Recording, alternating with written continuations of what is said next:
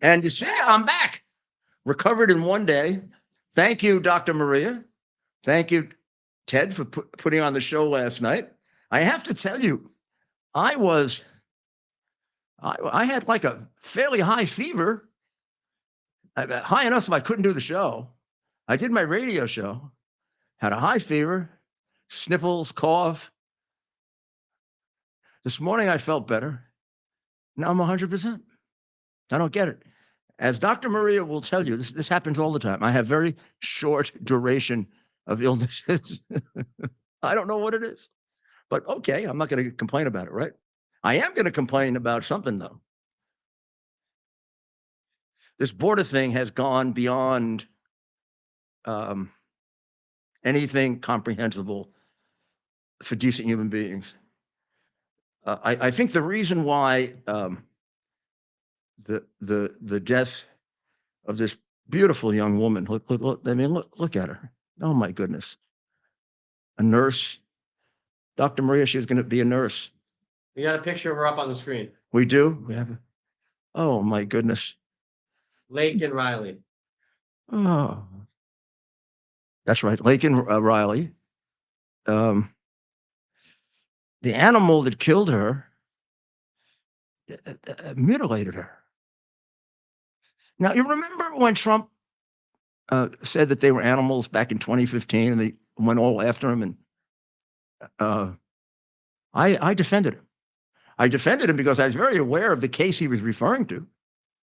There were 4 girls whose heads were chopped off by MS-13 in Long Island. He was aware of that in his head. And I said, boy, finally we got a president who's going to pay attention to this. And look what happened. We get this traitor, and we have a murder now. It's not the only one. There are many. There are many we don't even know about. But I want you to focus on this. This didn't have to happen. If everybody did what they swore to do, like when you put your hand on the Bible and you swear an oath, which I did as an assistant U.S. attorney, associate attorney general, mayor of New York, and you swear to uphold the law, you're either an honest person or you're a miserable creep who lies. Well, we got too many Democrat miserable creeps put in there by Soros with these weird progressive ideas. These aren't ideas. These are complete anarchism. Destroy society. I think probably the mayor of Athens displayed it best. Now, remember, Ibarra, the murderer, came in illegally from Venezuela. We don't know exactly the details of that. He came in with a wife, but they're separated now. Sounds like a setup, right? But I mean, she's gone. She's out of the picture. Smart woman. He came to the best city for illegals in the world, New York, as advertised by our mayor, who I'm surprised he didn't take out, commercials on the Super Bowl saying that, oh, you can get more in New York City than any place else, because you can. Here he is complaining like hell, and he wants to do away with a sanctuary city, but he's offering a cash card, a MasterCard cash card to the illegals, which he's doing through a company that looks very fishy, because he's paying them $53 million fee for doing nothing but getting the card. But in any event, the guy goes to New York City, welcomed there by, first he comes in because he's welcomed by Biden. Remember Biden? At the convention 4 years ago, he said, surge to the border. You're all going to be able to come in. I imagine this guy heard that and said, wow, yeah, I can go there. If I commit crimes there, I can steal a lot more than in Venezuela. Also, Venezuela is a communist government, a dictatorship. They might even kill you if you do. So he comes in, he's committing crimes. When a guy gets caught for one crime, please don't be a liberal idiot and think that's the only crime they committed. I've been in this business too damn long. I remember everybody I ever caught. This is the first crime I ever committed. Then I'd look at their record because they thought their juvenile record, 25, 25 crimes. Well, in any event, he got arrested in New York for endangering a minor. Now he's a illegal on probation. New York does not report him to ICE because New York is a sanctuary city and they don't report to ICE. It's a regulation, it's a law. Adams supported it, the city council supported it, de Blasio put it in, all these geniuses, right? They have the same damn thing in Athens, Georgia, under Mayor, what's his name? Grits? Kurtz? Grits? Oh, Gertz, Mayor Gertz, yeah. Wow, I've seen dopey, well, Mayor Gertz. Kelly Gertz. Kelly Gertz signed this in 2019. Had he not signed it, this girl would be alive today because then they picked him up in Athens too. They let him out and they didn't turn him in because the mayor and their city, whatever they have, city council says, don't cooperate with ICE. I've always thought that was a crime, obstruction of justice. I have. I mean, I remember going way back to Bush days, recommending that you arrest a couple of them and put them in jail. See how long they'll do it. But no, look what it's gotten to. So this young lady is dead because Biden, Mayorkas, Adams, Kelly Gertz violated what they swore to do. We're not asking for anything special. They didn't have to go be heroes and save her in a fire, or all they had to do is do the job they swore to do. And they didn't. And they didn't do it uniformly. So they undermined the law. And they have created this situation. This is absolutely a Biden invasion of the United States. I mean, I saw an estimate today of 10 million people. It was from a very, very reliable source, but I can get myself to about 7 or 8 million, of which we know very little about them. The ones we vet, we know very little about. And somewhere around 2 to 3 million, we don't know anything about, and they're probably the worst. So let's listen to the mayor, and you will see why this girl died needlessly when you listen to him, and who knows how many other people. Just let's play it. Kelly Gertz. Was not that long ago. You might remember the dynamic we were living in the late teens in this country, where you had the President of the United States speaking in the most vile terms about people who were foreign born. And you had that notion metastasizing in places like Charlottesville. Well, I mean, you can see the guy is a Trump derangement syndrome psychopath, right? That whole thing about vile things about foreign born. He didn't say vile things about foreign born. He said appropriate things about animals who chop young ladies' heads off. I mean, yeah, he's married to a foreign born. I mean, this is an absolute. And what's Charlottesville? You cannot vote Democrat. If you can't vote Republican, just stay home, damn it. I mean, you can't vote for these people. They're ruining our country. Here we are in Athens, Georgia, and we got a nincompoop like this. We got a guy who aids and abets murder. And he's trying to blame it on Trump. First of all, Trump's been out of office for 3 years. This guy didn't come in under Trump. He came in under a guy named Biden. Listen to this one, Mayor. He cautions us not that this is the one thing that it certainly wasn't. This don't conflate these two issues. The mayor of Athens. Wait, he's very intelligent. In the main, I caution against conflating immigration and crime. The data demonstrates that the two are not connected.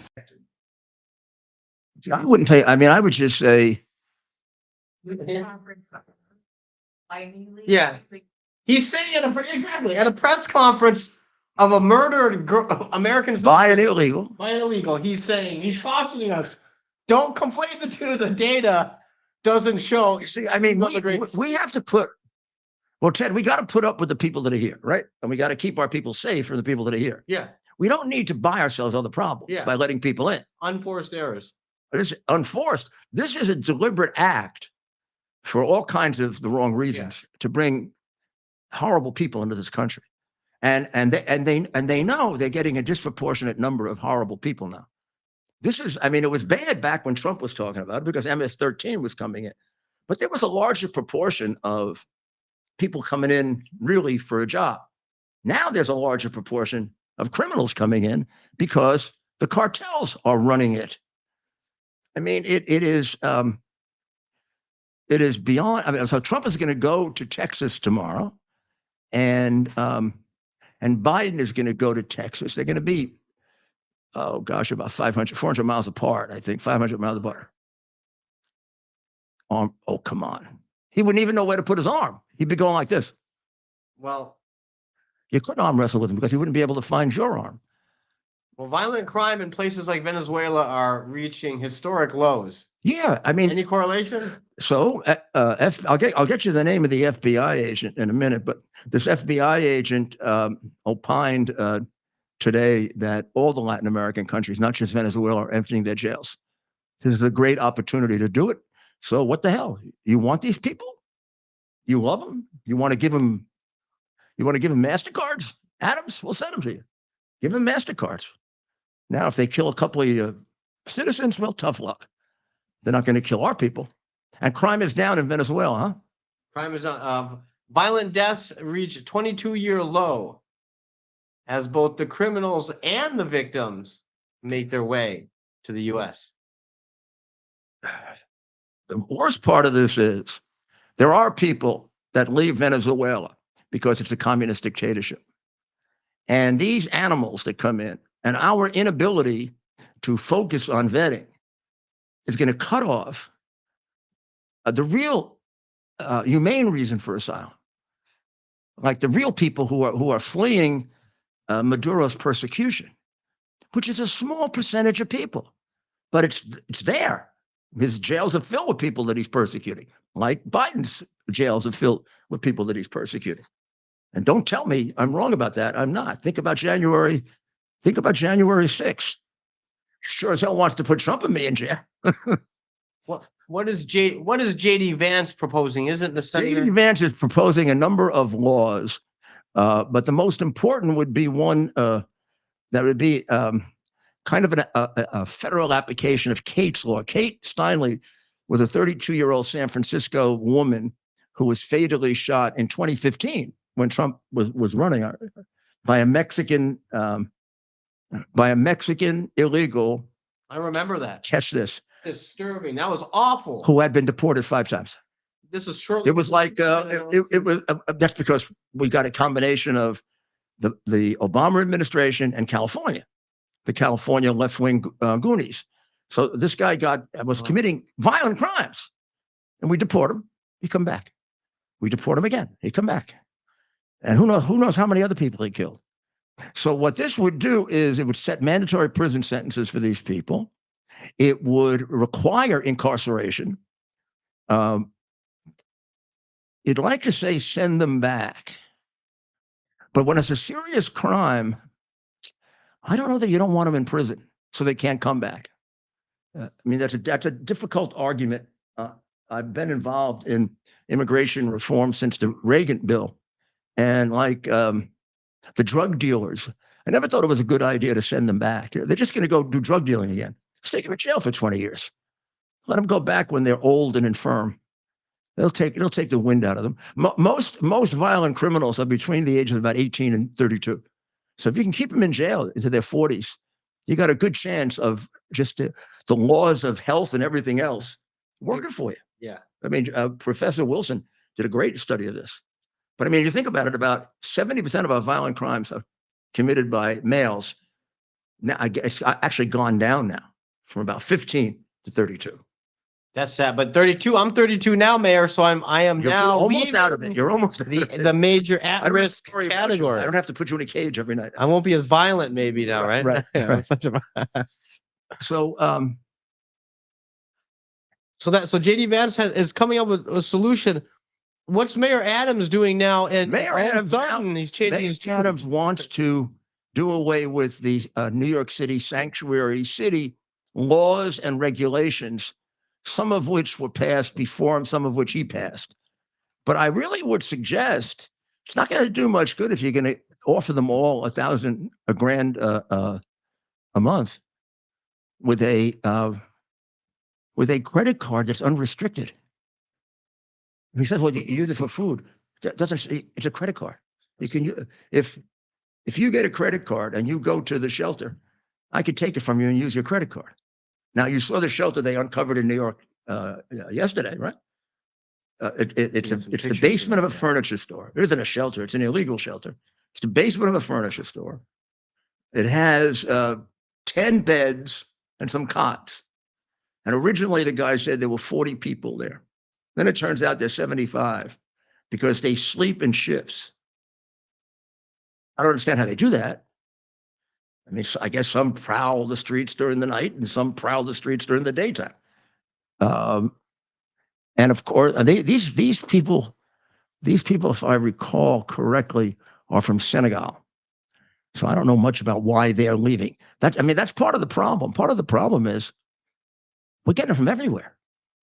So it's very, very hard to focus in on what the problems are in order to protect our people. And migrant crime is becoming a crime wave. Illegal migrant crime is becoming a crime wave. And here's a city like Athens, Georgia, it's becoming a crime wave. It's also becoming now involved with organized crime. It has been for some time, but we didn't pay attention to it because the cartels basically run it. But now you've got gangs from Venezuela, including this one that we've identified, Tren de Aragua. That's the one with the 14, 15 teenagers who beat the hell out of the police and was set free by Bragg because he doesn't have time to prosecute them because he's working so hard on the useless prosecution of Donald Trump. This all ties up together. It really does. It all ties up together. And this is retired FBI Assistant Director Chris Sweaker, who says these are prison-spawn gangs, and they are threatening to take over American cities. They're among the most dangerous gangs on the planet, out of control, violent. Latin countries are emptying their prisons deliberately. Gang leaders setting up crime rings in America come out of the muck and the slime of the South American prisons. That's what our president's doing to us. Migrants are beating cops. They're running prostitution rings. They're involved in the biggest human trafficking ever, particularly with children. What are the 85,000 missing children? Probably more than that now. That number's been that way for a while. They shoplift in stores, and they commit violent crimes, and they rape, like the one that happened in Virginia. Yeah, what was it, yesterday or the day before yesterday? Not long ago. Let's get this. It was a couple of days ago. That's right. It was a young 14-year-old girl was raped by another guy from Venezuela who had been arrested before and let out. I guess we don't care. I guess we don't care. Now, I will say, in Virginia, they put him in jail with no bail. Finally. Virginia authorities arrested a 32-year-old Venezuelan national who's illegally present in the U.S. It's funny how Yahoo News and these liberal outlets bend over backwards.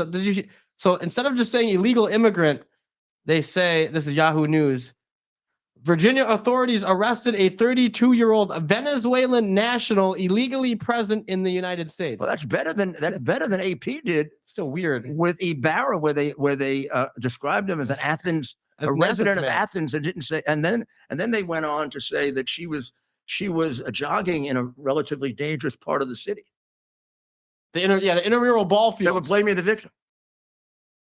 I mean, I really don't think of Athens unless this guy. I mean, we got to look at the crime rates in Athens, but I don't think of Athens as necessarily being a big crime. It's a college They got town. a mayor who might create it, given his ideas. That's possible. It sounds like he has. It sounds like he's been pushing it.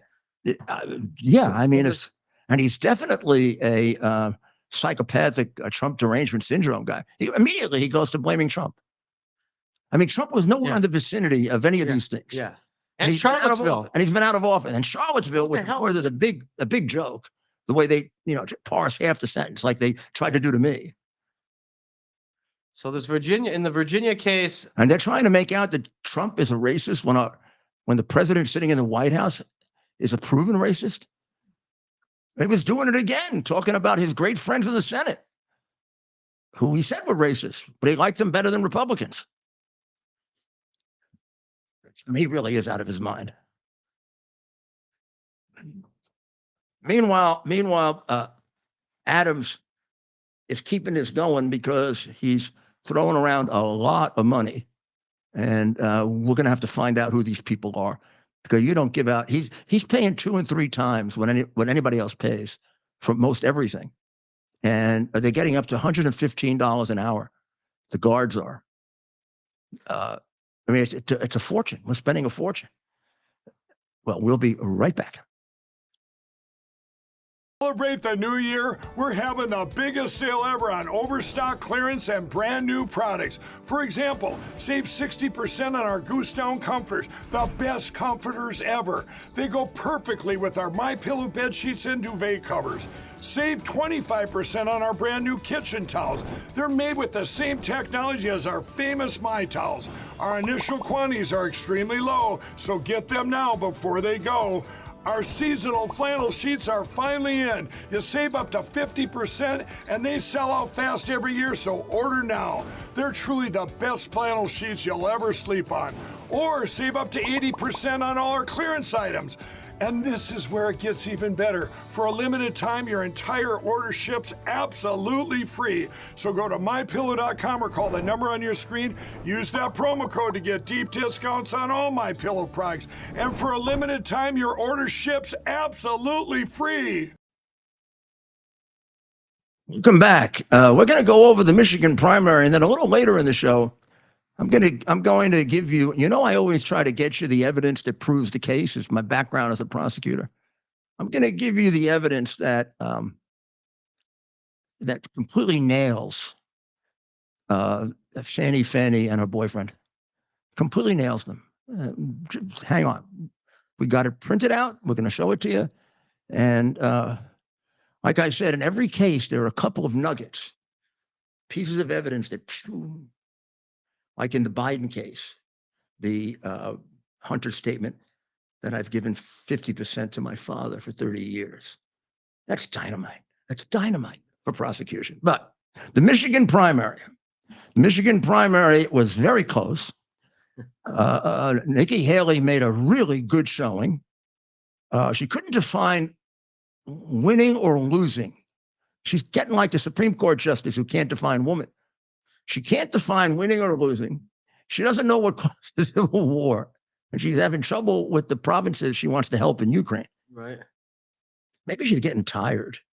Well, Trump beat her. What you have the final results. I had the earlier results because I was sick last night and I got the early ones. But now you got the final ones. That's right. They're a little better, actually. That's right. With the Republican side of things, President Trump with 68.2%. to Nikki Haley's 26.6%. I mean, that's a 40. Yeah, and I was at the point, and you'll know this. Michigan is not the most 100% united Republican state. That's right. Meaning the party has a little bit of a MAGA, moderate, old school. Rhino. Yeah, exactly. Got all those elements in it. Yeah. I think, here's what I think, Ted. Yes. I think events are breaking that down. Yes. I think when you combine the wars, when you combine the fact that this guy wants to spend all the money in Ukraine and not on the border and protect us. That's right. Biden. When you combine these daily situations that they try to hide. I was talking today to Todd Benson, who writes for the Post and has written a great book on on how Biden has really created this. And he confirmed, and he's been covering this for 20 years. He confirmed what I absolutely suspect. What's that? We have no idea how many of these animals committed crimes because they cover it up, like you were pointing out. Yeah. If we don't dig it out, the local newspaper, it might just be a crime took place. Maybe if it's a murder, we'll get it. Maybe. But look at that. I mean, the Athens thing, they did what they could to be euphemistic about it so you wouldn't pay attention to it. I mean, this is a horrendous crime. And you say an Athens resident? First, the guy really wasn't an Athens resident. He just had come there a couple of months before. And all he did there is commit crimes. From the day he got there, all he did was commit crimes. That's right. And get let out by their ridiculous system run by this nitwit mayor. So the Michigan primary is over. What about on the Democratic side? Anything we can tell from that? So that's interesting. On the Democrat side, Joe Biden won handily with 81.1% of the vote. What people are talking about is the uncommitted. Over 100,000 people voted in the Democrat primary as uncommitted to be. Look, a lot of folks are really pointing to the situation in Gaza. If the what would we call it? Islamic population? Yeah. If they stay home in large numbers, what happens? Does Biden lose? Absolutely. Well, I don't want to say absolutely. It's in Michigan, a state like Michigan, they're good for a number of votes. If they stay home, President Trump's going to gain votes that a traditional Republican candidate in Michigan doesn't get. That's why he's been so competitive, and he won in 2016. He might lose a few votes, as we talked about, some of these rhino voters in the suburban areas, but he really racks up the score in the rural areas, outstate, and then in like the automotive alley, Flint, outside of Flint, outside of Saginaw. There, in addition to all the other issues, you have the trade issue that goes his way. So he's gaining votes that Michigan, Pennsylvania. These are people who have lost jobs, and they know who cost them the jobs. So, but here's the thing that somehow the Democrats they got to find a way to basically say, look, you guys aren't going to support Biden. If you don't come out and vote for Biden, you're going to allow Trump to win, and I'm sure they'll try to paint him. But the problem is they can't. There's also a small, but they're active, a Jewish vote in Michigan, and that's going to be a swing winning in New York. In New York, and so similar to New York, the last poll he had 55% of the Jewish vote. And it's even more significant in New York, but to the degree that it's a swing vote in Michigan, I could see Trump making a little bit of inroads with some of the Michigan Jewish population, but still a good number of them still won't get on board, which is interesting, right? Even with everything going on in the last few years, there's still if you get a Republican nationally to get to in the 40s with the Jewish vote, hard for a Democrat to win. Oh, yeah. And I think he's definitely getting the 40s. And I think he might get to the 50, 55 that you see in New York. I mean, that would be one of the more reluctant Jewish votes too. Yeah. The only thing I could say about that is they know him. And he was always popular in the Jewish community in New York. I mean, before they started defaming him. Yeah. I mean, it sounds funny. You say, a lot of my friends are Jewish, whatever. Well, a lot of his friends are Jewish. His best friend is Jewish. Yeah. And he has the most welcoming club in Palm Beach, and right? he grew up in an area of Queens that's part Jewish, part everything else. His club, everyone's welcome. Has a significant number. I mean, you got to pay, but you're a significant of Jewish members. It's got Italians, nice Italians, right? And they actually let Italians in. Can you imagine? But isn't he known down here for opening a club that welcomed people that these other stiff clubs didn't? Battle with the Mayflower crowd. You'll love I got to show you this Vanity Fair article about Palm Beach that just came out. It's so funny. So, so now we have the Super Tuesdays coming up, right? Yep. That's going to be the 5th. This is the 5th? March 5th. And a lot of states will be voting, of course, on that day. That's March 5th. We're bringing up the list here. Alabama, Alaska, Arkansas, California, Colorado, Maine, Massachusetts, Minnesota, North Carolina, Oklahoma, Tennessee, Texas, Utah, Vermont, and Virginia. It's next Tuesday. March 5th, a week from next Tuesday. Yesterday, yes. So, which is this Tuesday? Well, next week. Yeah. Yeah. This coming Tuesday. The next Tuesday. Yeah. Right. It's coming up in a lot. So this is going fast. Isn't it? We're about to hit March. What happened to February? It's like we were just in New Hampshire. So here are the Here are the states. We'll put them up on the screen here. Oh, do you have them? Yep. I have a list of them right here. I don't think any of them are a problem. Alabama, Arkansas. I mean, he won all of these with 90% of the vote last time. Exactly. I mean, Republican. Yeah. Alabama, Arkansas, California, Colorado, Maine, Massachusetts. Maine, I think he's unopposed. Minnesota, North Carolina, Oklahoma, Tennessee, Texas, Utah, and Vermont. I don't see. Well, does she have a chance in Vermont because it's a socialist state? But Dr. Maria, what do you think? Does she have a chance in Vermont? Oh. Does Haley have a chance in Vermont? No, she doesn't. They're very socialist. And yeah, they're going to vote for people who want higher taxes. No, but what, does Haley have a chance among Republicans in the primary? She'll get some votes there for sure. Better than New Hampshire? Oh yeah. Yeah. Yeah, that we're very different. Like So that might be night and the day. only one that'd be a problem for. That'd be the only one. I know it's a socialist communist state. Yeah, are there big rivals to New Hampshire, right? Yeah, but there's no comparison. You don't consider them rivals, right? Because they're so. Nah. It's like Yankee. Sorry, it's like But Yankees, you look at their budgets. I mean, they got a tremendous deficit. New Hampshire doesn't. They've got heavy taxes. New Hampshire doesn't. Who has better skiing? I have a feeling where I could ask any question. That Oh wow, that's one name I know in skiing, but he's from New Hampshire. You know, Adam Sandler's from New Hampshire. I do know that. Yeah. Well, who's from Vermont? I don't know. Bernie Sanders. Howard Dean. Oh. Remember that? And that cost him the election. How funny is that? The nomination, at least. Back a different era, I guess. Yeah. But That one seemed a little strange. So I think these primaries look pretty solid for him. And North Carolina, does Nikki Haley get some support there? I don't see it. And these are primaries, of course. I don't see it. Utah, maybe Utah. Oh, you mean if Thinks that governor that we saw the other. oh yeah, is that ours. doesn't- he won Utah anyway Yeah. with Romney going against him. Yeah, Utah's interesting. It'd be interesting to see if Nikki Haley's she's really going to be bank. She should do a victory party in Utah on Super You Tuesday. think she's big with the Mormons? I don't know if she's big with the Mormons, but for some reason there's like this big anti-Trump streak in Utah. I've never been. I don't even know. Well, I think because of Romney, Yeah, maybe because they- of Romney. He you know, But they works it up. elected this governor who seems like a big rhino. Yeah, big rhino anti-Trump guy. Yeah. So there must be. So we'll be. Maybe Utah is where Nikki Haley really like.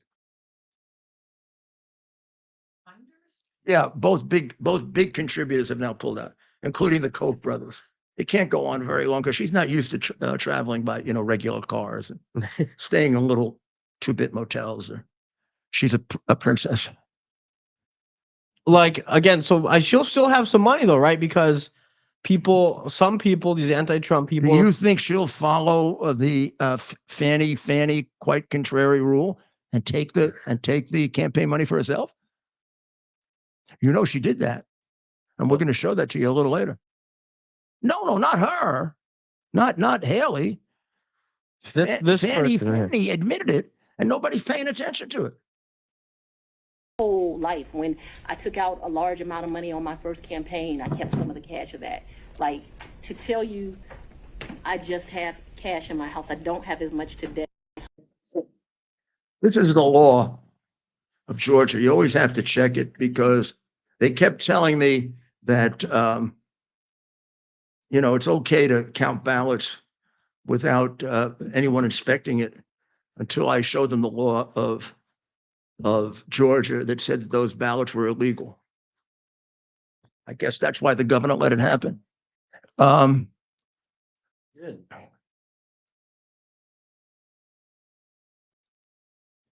So basically it says it's a very long statute with all the things you have to do to dispose of excess money. Here's the one thing you can't do. You can't take it for personal use. You can contribute it to another candidate. You can put it in a PAC. You can give it if you get permission, I guess, of the Secretary of State to a charity. but it is quite clear that you cannot take it for yourself. That is called, not that she would care, but that's called a crime. She just admitted to a crime. And nobody cares. Nobody cares if the person that wants to put me in jail for the rest of my life committed a crime. Well, there are people that are. Well, why did they not pay attention to that? Who's? I mean, they should, when people heard that, they should have jumped out of their seats. They should have jumped out of their seats and said, "What? You're stealing money from your campaign?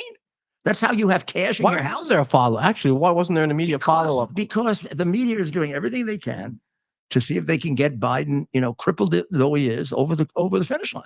They just need to get him. I've heard that theory, right? They just got to get him back in because he beat Trump once. And if he dies, they're not going to care. Yeah, just get him over the finish line. Some of them actually think he's the only one that can beat Trump because he did it before. Yeah, that is, in a warped way that I get that from their perspective, why they would be thinking that. Because they waited too long, too. If they had developed a candidate a year ago, I think it would be a more competitive election.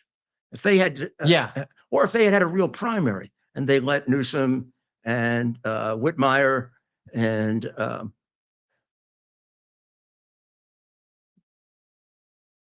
let you get this, Dr. Maria.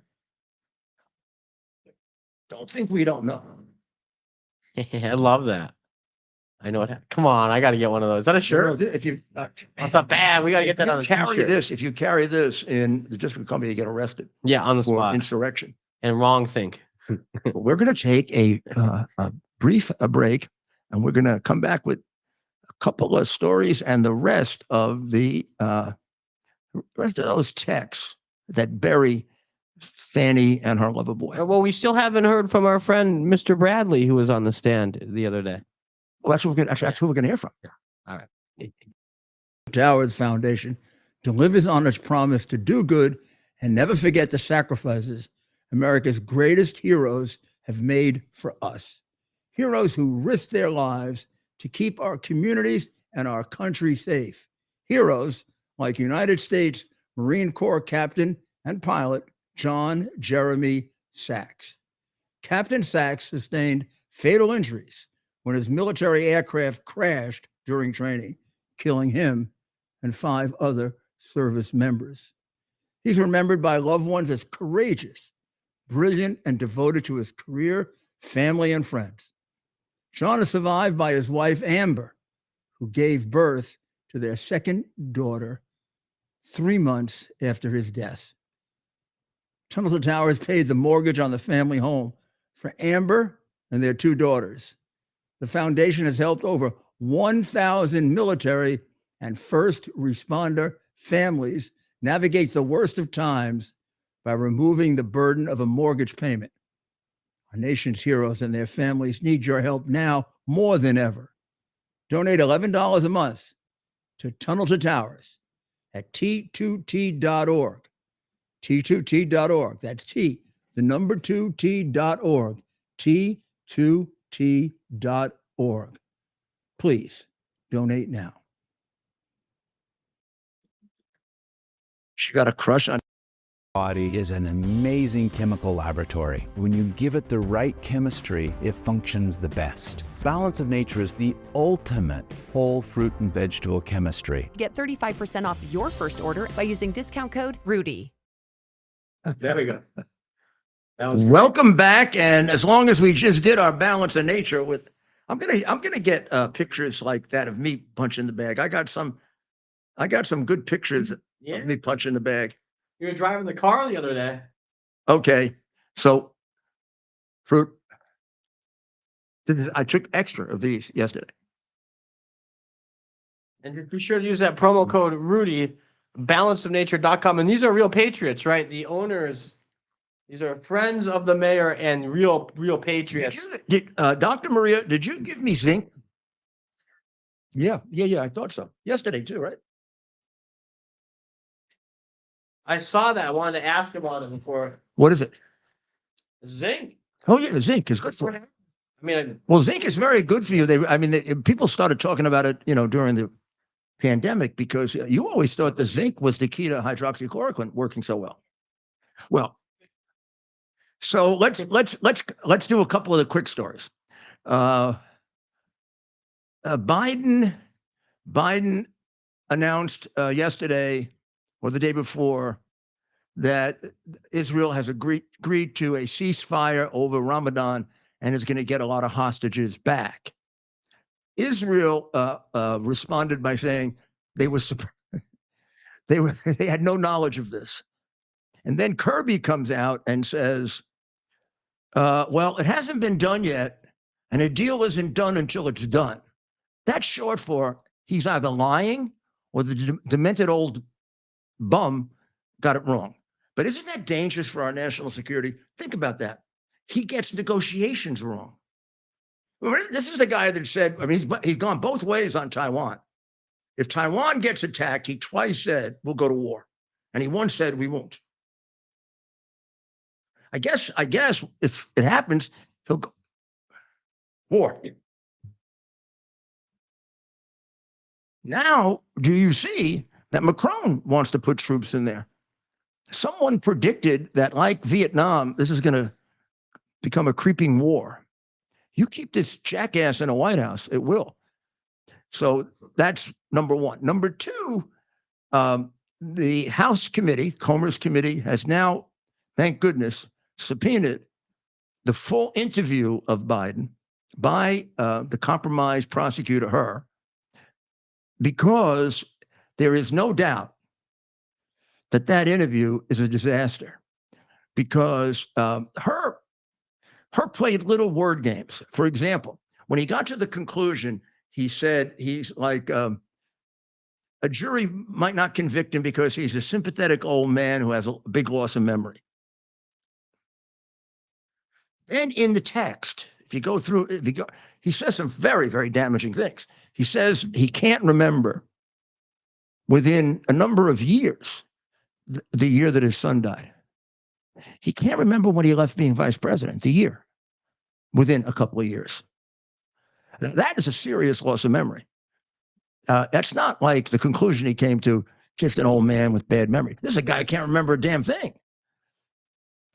So everyone believes that that interview, including some very good sources, is a freaking disaster. With him having to go out, him forgetting everything, he's getting angry, the whole kit and caboodle. And of course, they're trying to hide it. What's the basis on which to hide it? Why can't we know that our president, I mean, if our president's infirm, don't we have a right to know it? I know he went, I mean, isn't this ridiculous? He goes for a checkup. The one thing obviously wrong with him is he's demented and he doesn't get a cognitive test. I mean, there are other things wrong with him. He walks like he's going to fall down at any moment. I don't know if that comes from the dementia or some other illness that he has, arthritis or something, but he walks like a walking corpse. And, but how do you not check him for, how do doctors let him get away with this? Don't they have an oath of some kind or other? So you did see his physical report came out today. What did it say? And this came out late this afternoon. No, but no cognitive test. No. Biden is healthy, active, and robust. He's robust. That's robust. Jesus, I must be a dynamo if that's robust. White House physician Must be a Superman. White House physician Kevin O'Connor found no new concerns during his exam. In his report, he wrote that Biden is being treated for a number of ailments consistent with his age. He remains, he was declared. Well, Kevin O'Connor has to be a disgrace to the medical profession. I mean, he can't figure out that the guy has dementia and doesn't treat him for it. Of course he treats him for it. He pumps him up with garbage to get him to come out. Joe Biden is a healthy, active, robust 81-year-old male who remains fit. Do they think they have the right to lie to us about our president? The duties of president. Because that's the way I am. So that's the report that came out just hours ago, Mayor. How incredible is that? This is a doctor? I don't know. I just don't think they're. I mean, the medical profession got killed with COVID. I mean, it just lost all credibility with COVID. I mean, some of them were courageous, but that was a minority. Most of them just went along like sheep and did horrible things and let people die even. So a Vermont coach, and I was trying to get him on the show, Chris Goodwin. We'll keep trying. Chris Goodwin, Vermont, remember? He is the basketball coach of a female Mid-Vermont Christian. It's called the Mid-Vermont Christian School. And he has been fired because he took his girls off the court because the other team had a male who was very large and aggressive playing. And his real worry, aside from the obvious, like he could have at the very beginning said, I'm out, well, the girls would get injured.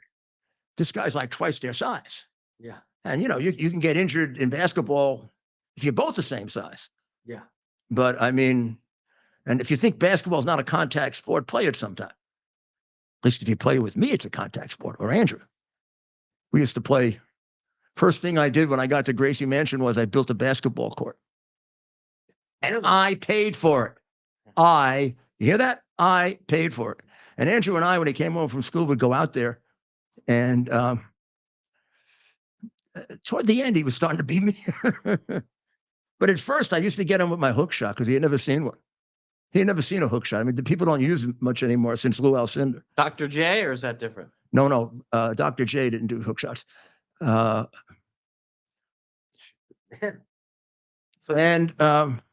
here's one that is close to my heart.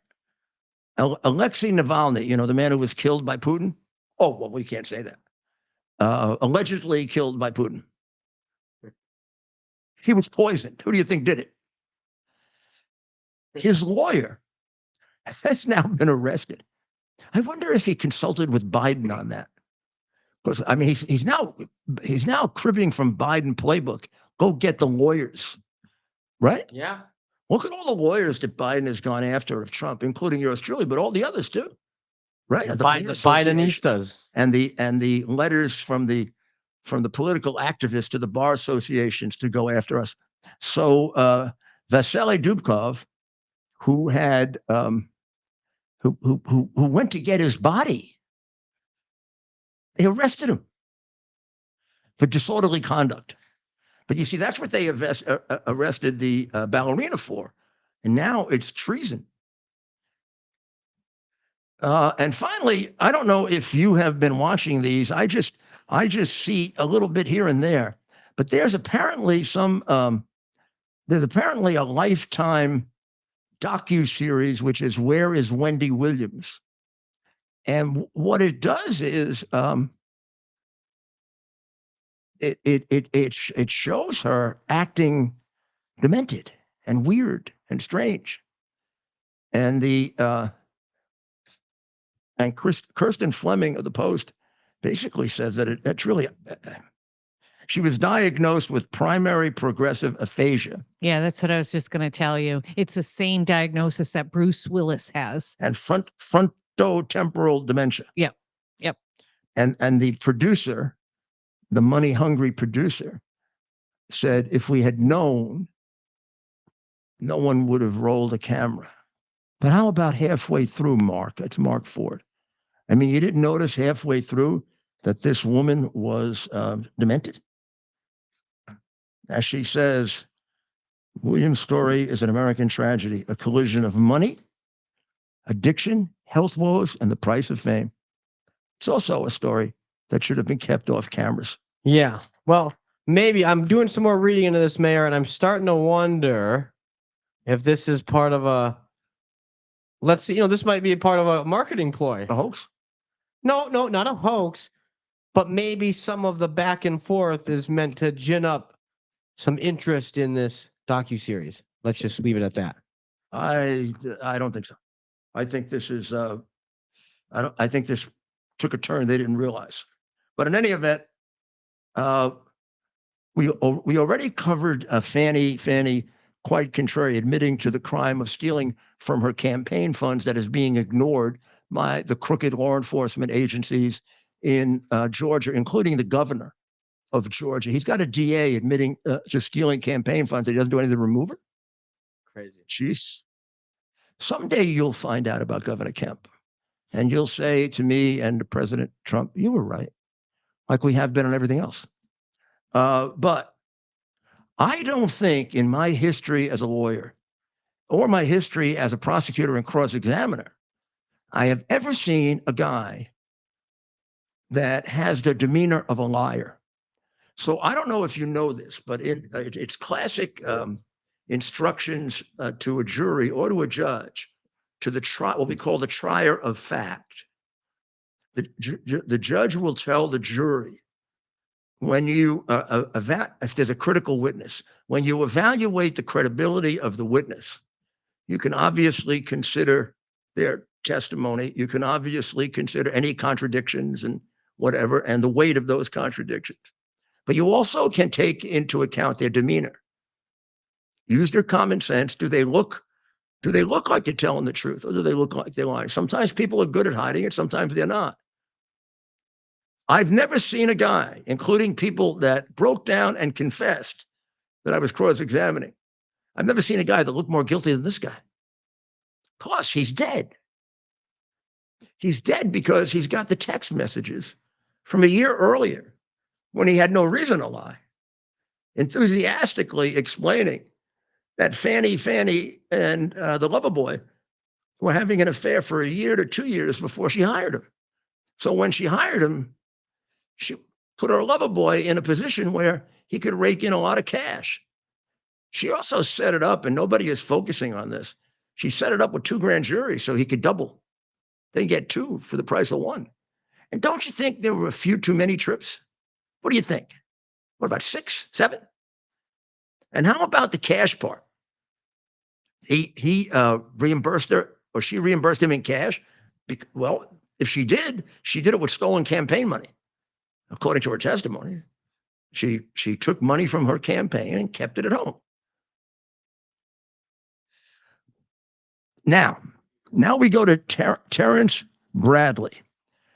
This was pathetic. It was sad to watch this. How do we want to do this? I have the text messages here, but before that, let's look at a little of his testimony, because you have to see him. You have to see him to believe it, right? I mean, we were watching this yesterday. I was riveted by it. I had to go do my radio show, and I had it on in the background. I'm kind of looking at it, and you don't even have to know what he's saying to know he's lying. You could just. How about when he was doing this? Yeah. Like that. And he would take it seemed like a half hour to answer a question. And then he wanted to be shown things first before he answered it, because he was getting caught in so many contradictions. Her style was not classical in terms of impeaching a witness with a prior inconsistent statement. She's a very good lawyer, so I'm just going to be picky now. It could have been crisper, meaning faster, right away. Like here, look at that. So let's go. Let's go with one of these. Was 2 pages of text messages between you and Miss Merchant, correct? Correct. All right. Now, the first page starts off by saying, Miss Merchant, like, just date, don't hire him. Do you think it started before she hired him? You see that?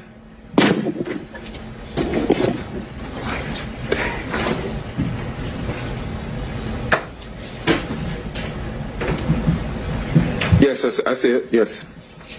And your response to that was absolutely, correct? I'm going to object, ask and answer in cumulative. All right. So. Okay. Now, I'm going to show you how he has a propensity to use that dang thing when he's in trouble. So he's testifying under oath that he can't remember. He can't remember if their affair predated his being hired.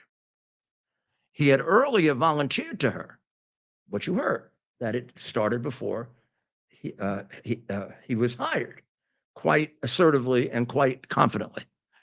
And now, with that tortured look on his face, he says his ultimate testimony was he doesn't remember. In other words, think about it.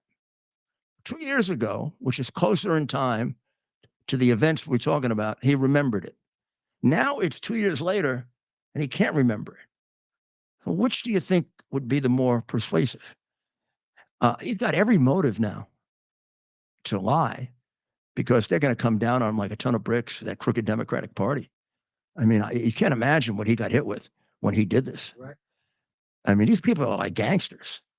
So let them know. They'll still. And he looked a little bit to me like a frightened mafia witness.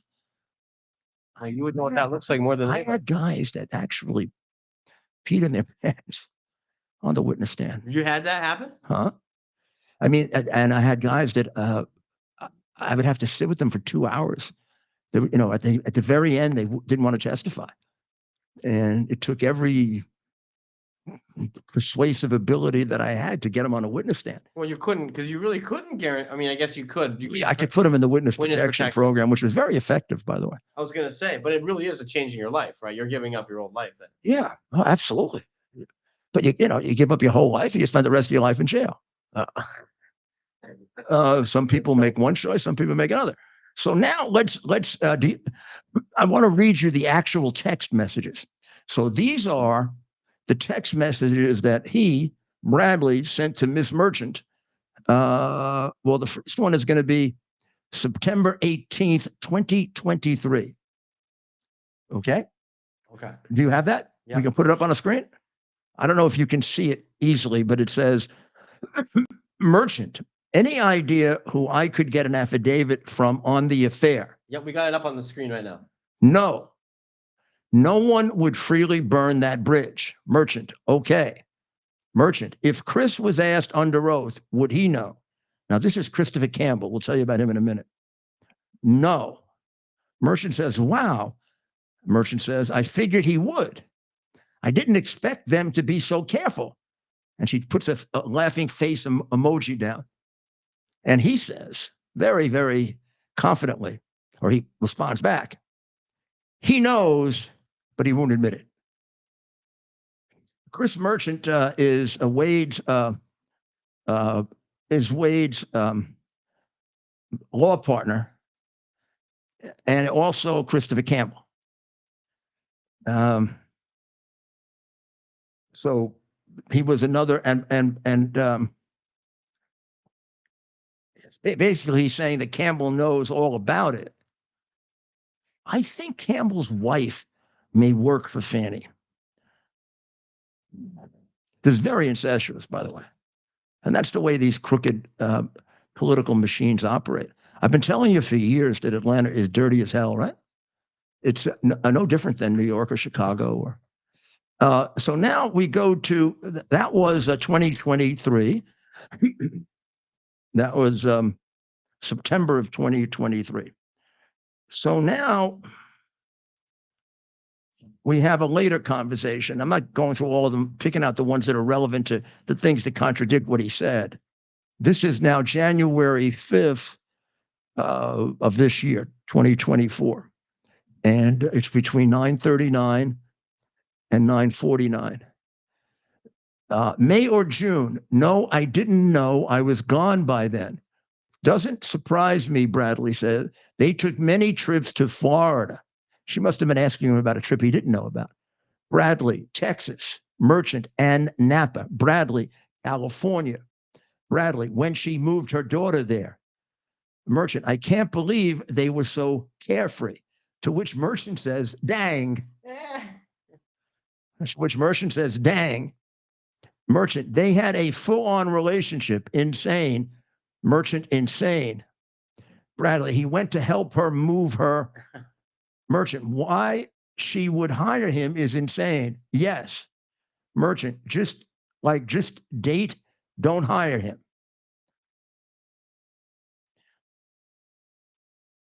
Now we have probably the most important piece of evidence. Deadly.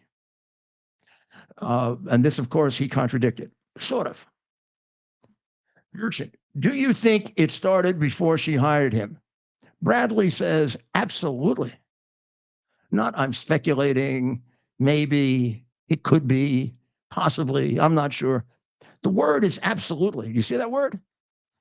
Do you think it started before she hired him? Absolutely. It started when she left the DA's office and was judge in South Fulton. Merchant did a like to that on the, I imagine they using iPhones. Bradley, they met at the municipal court clerk conference. Merchant says, that's what I figured when he was married. That was on January 5, 2024. Now, a little later in the morning,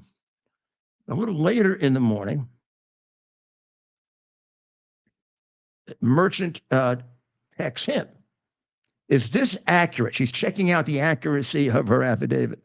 Upon information and belief, Willis and Wade met while both were serving as magistrate judges and began a romantic relationship at that time. Bradley, no. Municipal court. Merchant, thank you. Bradley, but you can't put where they met. Not many people know that. I might be one of only, not even Chris Campbell. So he's worried that he's going to be discovered.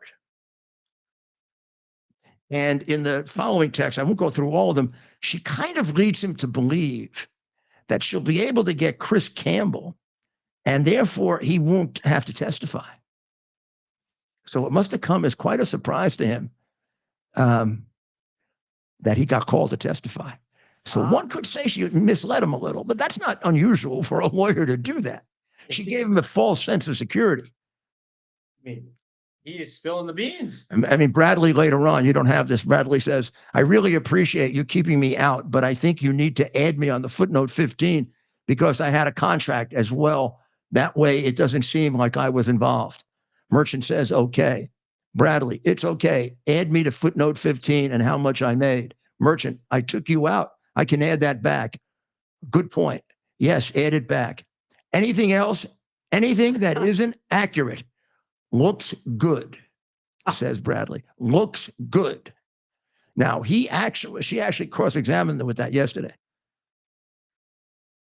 So how did he get, how did his name become public? She eventually revealed it. He said, sorry, they had no... Tough luck. I didn't get the other witness.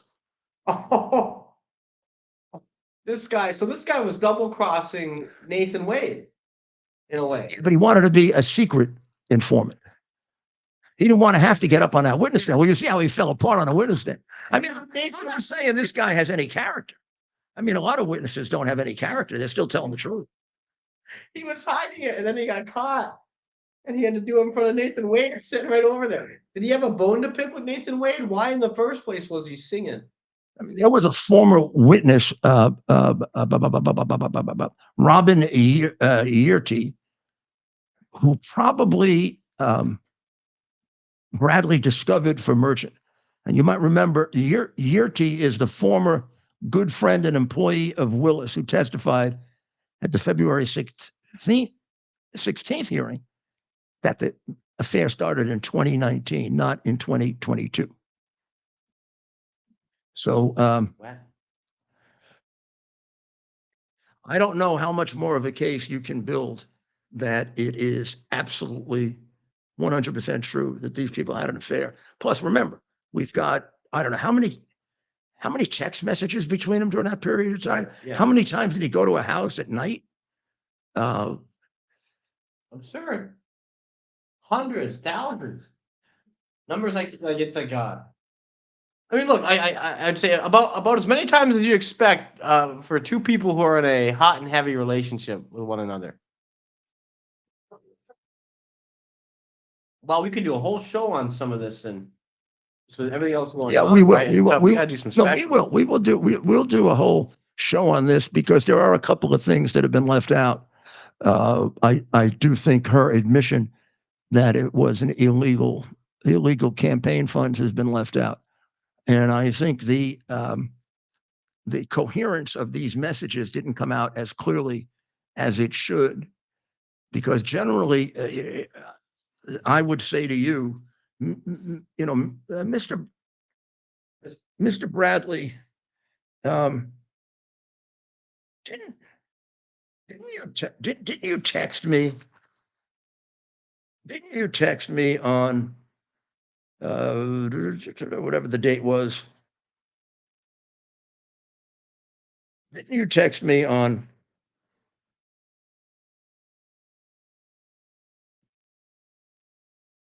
January 6, 2024, and tell me that, but for one thing, my affidavit was accurate?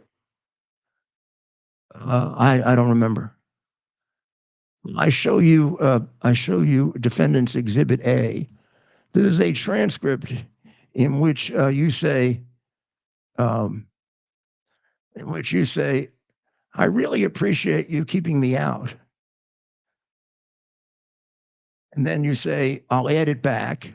What he wants added back. Anything else, anything that isn't accurate, looks good. Did you say that, Mr. Bradley?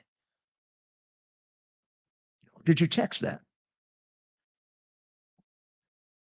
Then you could go right to when he says that it was speculation that it was based on. It was based on speculation.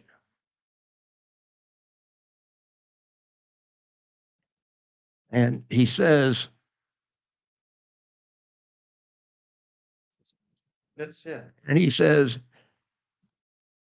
Mr. Bradley, this was speculation. But didn't you text me on the 5th of January? Quote from you or from me? Do you think it started before she hired him? Yeah. Bradley. What's that word, Mr. Bradley? What does it say?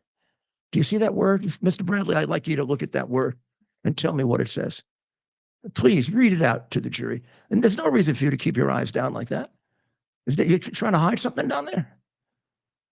Absolutely, right? It says absolutely. Could you say it a little louder because it's hard for us to hear it? It says absolutely. Anything about speculation there? Look at it. Take your time. You see the word speculation there, Mr. Bradley? No, right? It started when she left the DA's office and was judge in South Fulton. Did you text that to me? Well, no. Now just read it. Read it to the judge and ultimately the jury. You wrote that, right? I didn't put those words in your mouth. You wrote that. So, I mean, exactly what did they threaten you with? Liar. So, I mean, I think this case is got to be done. God almighty, I don't know what you have to do to get a case dismissed. Hire your lover, steal campaign funds, send your lover to the White House to coordinate the case with the White House so you can use it for what it's really intended to do, interfere in the election. And let's remember another thing. These are her allegations. They're not the grand jury's allegations. These allegations were given to the clerk before the grand jury voted. So she's the one making all this stuff up. And then, she got the grand jury to rubber stamp it. Because remember, she filed the indictment early in the morning, and somebody in the clerk's office called her and said, Dopey Fani, this hasn't been signed by the grand jury. I imagine you just missed their signing it. To which she had to say, no, I missed getting them to vote. This judge should have dismissed that case way back then. But now we know, I don't know, maybe that night they were staying up late or something.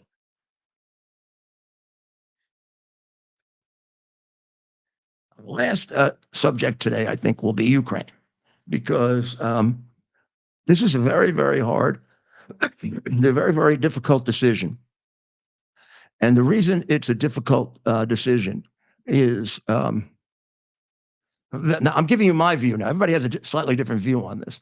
My view is I don't want to see Russia prevail, because I think it's very dangerous for us if Russia prevails.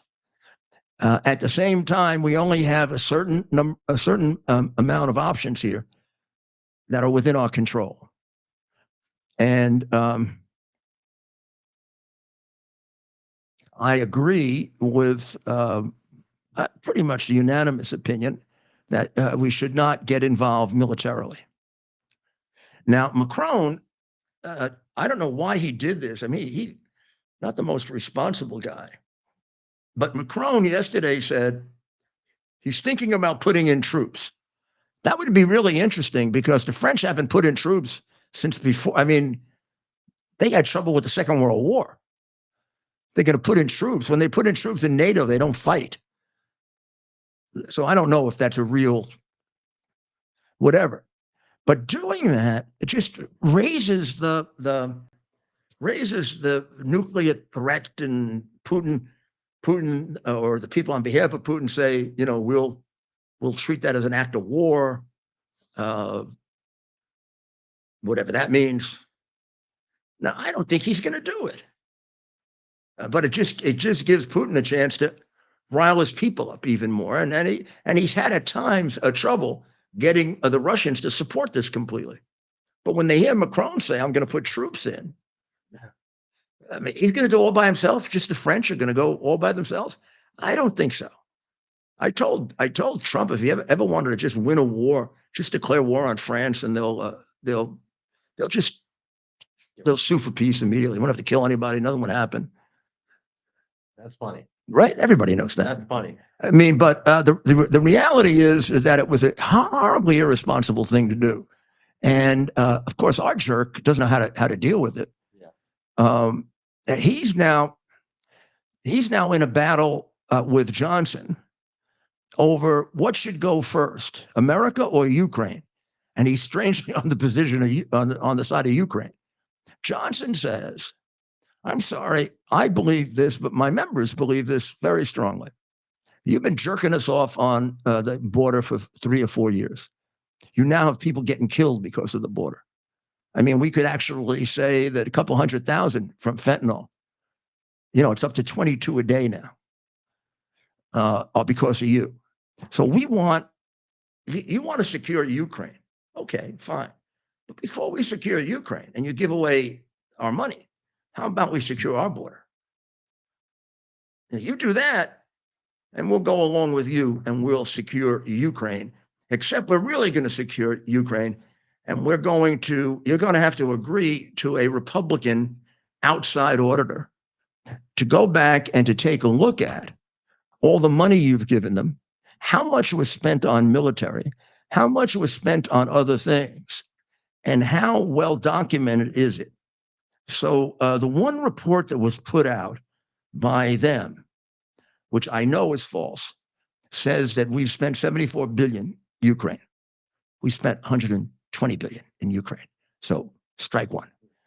62%, however, went to the military. Today somebody was on saying, well, you can be sure that this isn't stolen because it's all military equipment. 62% went to the military. 35%, or $26.4 billion is labeled financial support, and not much more description. Financial support, maybe for Mr. Kolomoisky, maybe Zlochevsky, Biden's old friend. Geez, you think Biden still got an offshore account? I mean, these are not irresponsible suggestions about a country that is systemically corrupt. And the failure of anyone to raise it is astounding, because you're not helping the people of Ukraine by having people steal. Maybe the reason they can't win is they're not making efficient use of what's being given to them. I don't understand how he gets away with refusing to have an audit. I've told you before, this country has an outstanding balance, and probably much more now, going back, of $3 billion in unexplained, unaccounted for foreign aid from the United States, and $5 billion from everyone in general. So I imagine they're stealing the European money too. So when they tell you it's all military equipment, they're lying. They're lying. Bolton said that today. Although he's not in favor of their position, I just think he was misled. It's not all military equipment. As I said, 35% of the 74 billion they admit, or 26.4 billion, is labeled as financial support with very scant even description of it, of what that financial support is for. And as a result of spending that, we have been in this position now for a year and a half, and it hasn't changed. In fact, if anything, you see Advika up there? Russia just took that a week ago.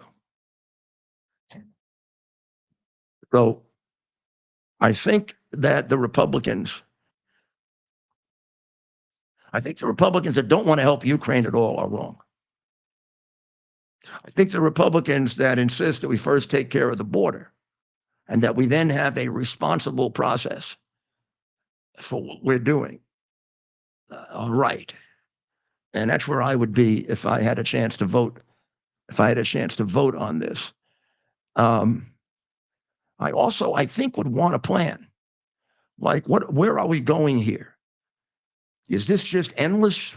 They keep 20% of Ukraine and we lose another 10,000 people and they lose another 10,000 people. Because if that's the case, then despite the fact that we don't like it, if we're not going to help them to win, let's help them to take a tie. So, this has been screwed up from the beginning by Biden. And it screwed up even more by his corruption there, because you don't know how much of this is compromised. And shame on the media and so many people for misrepresenting what's happening in Ukraine. You know, it's just so sad, Mayor, with no end in sight. And these people are stealing from their own people. They also called off the election. They called the election. Young men are absent because they're all being sent to fight, and the ones that remain aren't able to move. If you're a young man in Ukraine right now, and you're not off on the front lines, and you try to leave your area, you're stopped. If you don't have your military papers, you're sent to the front lines that day without any training. Get 1/10 of the information, because the international media and the American media are so pro-Ukraine. They probably don't tell us most of it. Yeah. They don't tell us that. I'm not sure it has popular support in Ukraine anymore. Zelensky's poll numbers are a lot lower than they try to tell you. But people are afraid now to criticize Zelensky. You get arrested, you get put in the front lines. Well, why wouldn't he be a dictator? He's a creature of the biggest money launderer in Ukraine. Why does he want to? And why wouldn't he be corrupt? Yeah. And he wouldn't be covering up for Biden and for Poroshenko if he wasn't corrupt. You've been covering it more than anyone, and this is all. I mean, it's been happening for years, and it goes so deep. Yet the media barely scratches the surface. They don't even scratch the surface, right? They don't cover it. What's really happening, and you know it. Well, they've become like a fictional joke. Yeah, and but it's leading to real death and destruction, and people are dying. Well, pretty soon we're going to have a State of the Union speech. I don't know the exact date of that. That's probably in early March, right? And we'll see. We'll perform our own cognitive test. Although I will have to say that as I recall the last couple of State of the Union speeches, he got through them pretty well. Last year was something like 72 minutes. He purposefully wanted to go long. Well, near the end, he was getting blah, blah, Yeah. blah, blah, blah, blah, blah, blah, blah. It'll be interesting what they do this year. It won't be that long. There's no way. March 7th at 9 p.m. Soon they better be. Maybe that's why Dr. Maria was pointing out that he has glasses on now. He's been wearing them for about 3 days, and she's saying she thinks maybe he had some plastic surgery. I think maybe he's getting injections, and you don't want to see his eyes. Every once in a while, Ted, his eyes are like this. Yeah, you see that? Other times they're like this. Yeah, you're right. There's clearly something wrong. Drugs. Yeah. In his system. Well, 7th. You got to keep checking in with us so you get the truth, because 3/4 of the media in this country wants to mislead you because they're smarter than you are, and you can't be trusted to make decisions about your own country, which is, of course, a complete contradiction of what this great country is all about. This is a government. I don't have to do all of them, of the people, for the people, and by the people. This is our government, not theirs. It's not Biden's government. It's Biden's regime. It's our government. Right, doctor? And we're going to take it back. And notice I showed you the one before. Can they read that, Ted? Bring it up a little bit. Yeah, there it is. Tomorrow I will drink something appropriate out of here. You know, like water or. Well, for you, it's either coffee or Diet Coke. Well, yeah. Those are the two. And water. We got to drink more water. I do too. So we'll remind each other. Thank you very much for listening to us tonight. We really appreciate it. Again, thank you to Dr. Maria and Ted for doing such a fine job yesterday. I really was in a crunch. I don't think I'd have been sitting there, you know, I'd be looking like, what's his name? You would have performed. I would have looked like Bradley there. Yeah. You had an excuse. I just wish I could have gotten to cross-examine him. Mr. Bradley, is there any reason why you keep looking down? Are there some notes down there or something? That's one thing none of these guys had. You got some pictures down there? Can I see them? What do you got down there? Is that a New York thing? What, Or being a little bit more sarcastic, a little bit more theatrical. Mr. Bradley, would you like to wipe your sweat? Yeah. Why not? Yeah, they could have done that. Well, I'm actually surprised. I mean, she did mention something along. As your adversary, I pretty much conclude it's because you're lying, but it could be other reasons. Go ahead. It's hot, bright lights, right? Yeah, it's bright lights, and all of a sudden you're under the spotlight. How's it feel? It's being confronted with all kinds of contradictions of what you said before. You were speculating. Oh my goodness! Then you said absolutely. Come on, Bradley, cut the crap. None of your trial performances are on video, right? No, They because aren't today, but no, they're not, because the federal court doesn't have. I wish they. I never tried a case on camera ever. That's amazing. We should almost do a mock trial. I'll tell you Can why. we do something, a mock trial to see you in action? Even in New York, they don't. New York Without cameras. Use cameras. In the New York courts, I tried a case in New Jersey, and they didn't have cameras. How much time would you need? I said, Mayor, I got this big case. Any chance you can litigate this for us? Big case. How long would it take you to get right back into it? Well, for me to get right back into litigating a case. Yeah. Nothing. Just like riding a bike. The amount of time to prepare, which would be substantial. To learn the facts. Yeah. So that you see what we did before. So I had them all lined up. So when he says I was just I just came up with a I was just speculating, I would say, Mr. Bradley, we're doing a mock trial. Mr. We Bradley, should do a mock trial. Look at what you said when you had no reason to lie. You said absolutely they had an affair before. We're going to do a mock trial. Doesn't it say? Did you say that, or did I say that? And we'll have some actors play the role of Hunter. Yeah. And Joe, and we'll have you go at. We'll have a whole. Now it is true. That would be interesting. Just one last point on cross-examination, and I thought she did this well. At the beginning of the cross-examination, when you're trying to get things out of them, you want to be somewhat friendly. It's at the end that you turn on them. Turn on them, right? Yeah. And you can see how Trump's lawyer and my lawyer turned on. Yeah. And you've got a good lawyer down there. They didn't have to worry about, getting things out of him. She had to do the hard work. So Yeah. They just took big shots at him. But shout out to Alan Stockton, who I think I'll let you speak to the job he's doing on. But I think they're both excellent. And I think sorry for the little petty fogging. Lawyers do that. We criticize everything. Oh, I'm sure. Yeah. And honestly, I mean, it was done really well. And I will tell you one thing. The display of his demeanor was priceless. Yeah. It was priceless. He might as well have just had right across his head, liar. Right across his sweaty brow should have said, liar. I am a big liar. Well, we'll be back tomorrow. And first of all, we'll be back on WABCradio.com at 3 tomorrow afternoon. Then we'll be back here at 8 tomorrow night. Well, boy, we got plenty to cover. Stuff here I didn't even go over about Ukraine and about Israel. Plenty of things to go over, and also getting ready for the campaign, because you know how important this is, right? Our future really depends on this in a way that it never has before. So, as we always do while this war is going on, God bless the people of Israel. And of course, God bless our own people who come first, not for Biden, but for Speaker Johnson. And God bless America. We'll see you tomorrow. Whole life, when I took out a large amount of money on my first campaign, I kept some of the cash of that. Like, to tell you.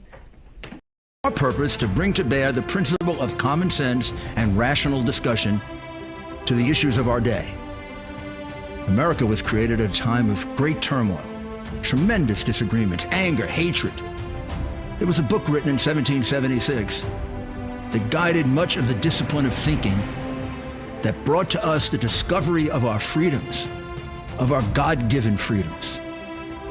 It was Thomas Paine's Common Sense, written in 1776, one of the first American bestsellers, in which Thomas Paine explained, by rational principles, the reason why these small colonies felt the necessity to separate from the Kingdom of Great Britain and the King of England. He explained their inherent desire for liberty, for freedom, freedom of religion, freedom of speech, the ability to select the people who govern them. And he explained it in ways that were understandable to all the people, not just the elite. Because the desire for freedom is universal. The desire for freedom adheres in the human mind, and it is part of the human soul. This is exactly the time we should consult our history. Look at what we've done in the past and see if we can't use it to help us now. We understand that our founders created the greatest country in the history of the world, the greatest democracy, the freest country, a country that has taken more people out of poverty than any country ever. All of us are so fortunate to be Americans. But a great deal of the reason for America's constant ability to self-improve is because we're able to reason, we're able to talk, we're able to analyze,